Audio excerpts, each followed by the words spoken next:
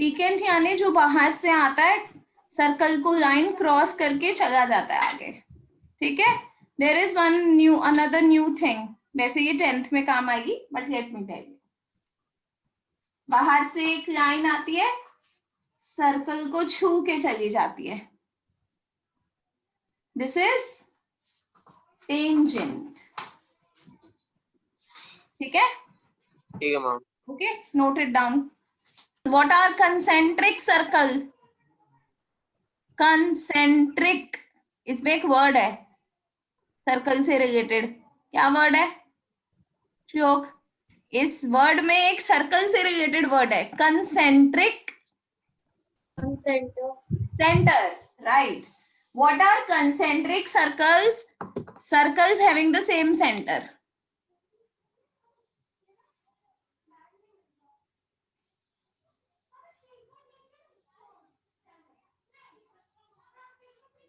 These are concentric circles. Definition is concentric circles are those circles which has the same center. Let's talk about some theorems. ठीक है, theorems लिखो set 1, theorems का set 1। set 1 की heading दो, equal chords, equal chords। First theorem, equal chords are equidistant from the center. Equal chords are equidistant from the center. इसका converse भी true है, and vice versa, that equidistant chords are equal.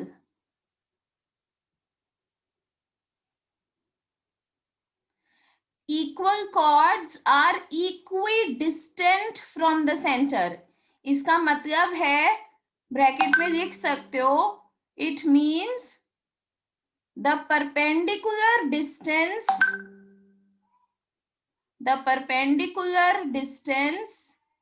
between chord and center, the perpendicular distance between chords and center is equal. इसका figure कुछ ऐसे बनेगा, एक ही circle के अंदर दो कॉर्ड्स हैं, एक कॉर्ड ये है ए बी और एक कॉर्ड ये है सी डी, और हमें गिवन है that A B is equal to C D, ये दोनों इक्वल है, ठीक है। तो आपका सेंटर से ये सेम डिस्टेंस पे है। सेंटर से डिस्टेंस कैसे देखना है, आपने परपेंडिकुलर ड्रॉ करना है, ए बी पर ओ एम और इस पर ओ एन। तो अगर ये कॉर्ड्स इक्वल हैं, सो यूजिंग थ्योरम हमारे पास क्या रिजल्ट आया?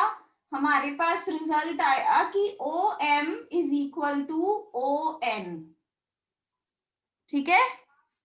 कॉर्ड्स इक्वल है तो परपेंडिकुलर्स इक्वल होंगे, इसका वाइस वर्सा भी ट्रू है, परपेंडिकुलर्स इक्वल है तो कॉर्ड्स को भी इक्वल होना होगा, कॉर्ड्स भी इक्वल होंगी फिर, ठीक है। अगर ओ एम और ओ एन इक्वल है तो ए बी और सी डी भी इक्वल होंगे, उल्टा भी ट्रू है, ठीक है। ओके, नोट कर लीजिए figure. Next theorem, equal cord subtend equal angles at the centre. इसका मतलब है कि सपोज करो हमारे पास ये सर्कल है, ये सेंटर है, ये हमारी कॉर्ड है, एक ए बी और एक सी डी। हमें गिवन है कि ये कॉर्ड्स इक्वल है, ठीक है।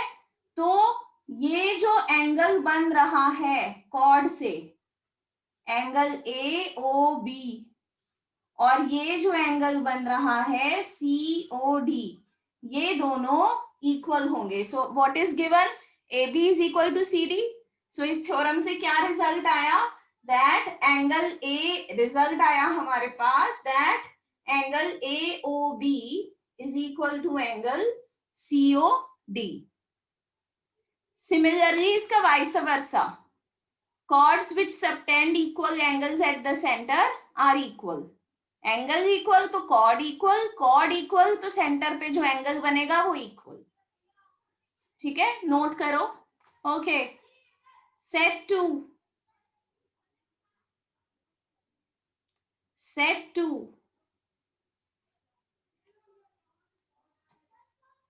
सेट टू में ना एक ही थ्योरम के 3 वर्जन्स हैं. Perpendicular from the center bisects the chord. ठीक है, अब इसके 3 वर्जन कैसे हैं. हमारे पास 3 चीजें हैं इस थ्योरम में, perpendicular, centre and third thing is chord bisector. ठीक है, परपेंडिकुलर, सेंटर. हमें ये गिवन है कि ये हमारी फिगर है, ये हमारे पास एक सर्कल है, ये सेंटर है, ये कॉर्ड है. अगर ऐसे परपेंडिकुलर आ जाता है तो ये जो कॉर्ड होती है ये बाइसेक्ट हो जाती है. ठीक है, तो अगर परपेंडिकुलर गिवन है, सेंटर गिवन है, तो रिजल्ट आएगा that chord AB is bisected. Bisected यानी AM is equal to BM. This is the first version of the theorem. ठीक है, सेकेंड वर्जन हमें गिवन है कि AM और BM इक्वल है एंड OM AM और BM इक्वल है. ठीक है, chord is bisected by OM. तो मैं इसको ऐसे लिख सकती हूँ कि हमें ये पता है that chord is bisected by OM, यानी सेंटर से एक लाइन आ रही है. That means what we have been given, centre हमें पता है, chord bisect हो रही है, हमें ये भी पता है. तो हमारा रिजल्ट क्या होगा, कॉर्ड बाइसेक्ट हो रही है, सेंटर से लाइन आ रही है, तो रिजल्ट आ जाएगा कि OM परपेंडिकुलर है. तीसरा पॉइंट अपने आप प्रूफ हो जाएगा. और तीसरा वर्जन क्या है, तीसरा वर्जन, तीसरे वर्जन में हमें गिवन है, हमें क्या क्या पता होगा, कॉर्ड बाइसेक्ट हो रही है, कॉर्ड इज गेटिंग बाइसेक्टेड, ये हमें पता है. OM या कोई भी लाइन कह दो, सपोज ये PM AB पे परपेंडिकुलर है, हमें परपेंडिकुलर पता है, बाइसेक्टर पता है. तो रिजल्ट क्या होगा कि जो सेंटर O है, centre O lies on PM. This is the third result. ये थ्योरम एक तरीके से लिख के 3 प्रूफ हो सकते हैं इसके. दोबारा 3 वर्ड इंपॉर्टेंट है, परपेंडिकुलर, सेंटर और bisector of the cord.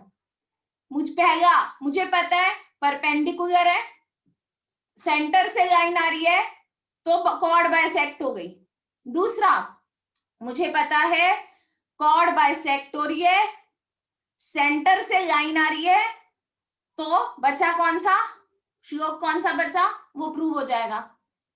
Bisector पता है, सेंटर पता है, तो कौन सा बचा,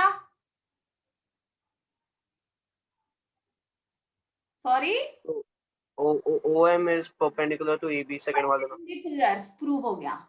बाइसेक्टर पता है, सेंटर पता है, तो वो परपेंडिकुलर भी है.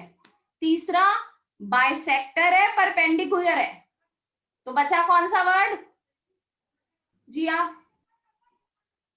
कौन सा वर्ड बचा, सेंटर. यानी उस लाइन पर जो परपेंडिकुलर की लाइन पर है, सेंटर उसी के ऊपर है, कहीं भी हो सकता है.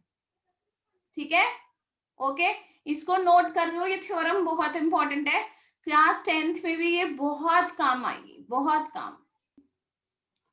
Now the next set of theorem is about set 3.